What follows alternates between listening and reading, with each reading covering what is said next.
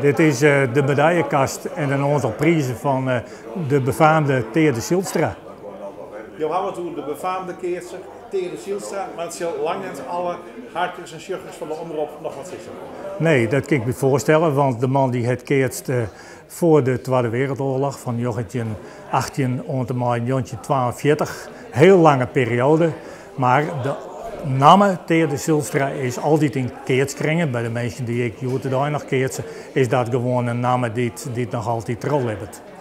En Teerde Zijlstra week de allereerste die het fameuze Klaverke Fjouwer wordt. Ja, dat wie in 1923 meen ik, dat er toen al het Klaverke Fjouwer hier, toen weer nog maar 22 jaar. En toen hier dat Klaverke Fjouwer al hellen en daarmee ik de eerste die dat presteerde. Hij helle de winst op de Freule, de Jong Nederland Partij, de Bond en de PC die hier al jaren woonde, weer nog maar 19 jaar. Maar het verhaal van Teerde is eigenlijk het aan de ene kant te maken met de tijd waarin hij keertste.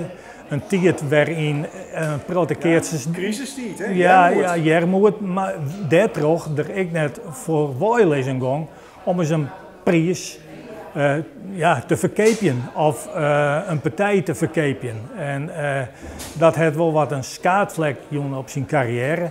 Daar is ik zelfs meerdere keren verschorst. Eén keer zelfs een heel jaar.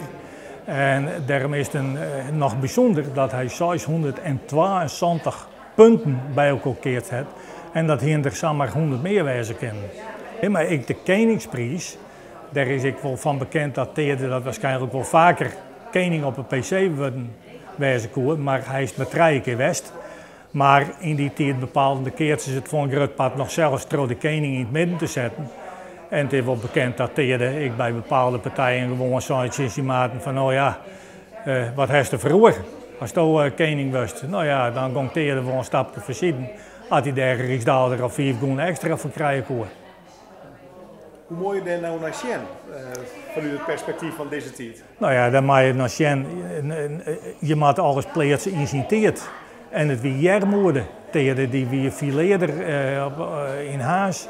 Hier net een geweldig inkomen, man die koert heel veel broeken. En boven dat, ja, er zit ik wel een schaatvlekje aan die tijd, met drankenbroek, naar keertspartijen. Ja, je wint de grote held, je wint de grote keertser, je wint de partij woon en dan even naast zitten en dan het gelach betalen, zat het dan niet. Nou ja, daar ging ik geld maar heen. Dus eens een keer een partij verkeep je, ja. Waar ben wij om daar een oordeel over te halen?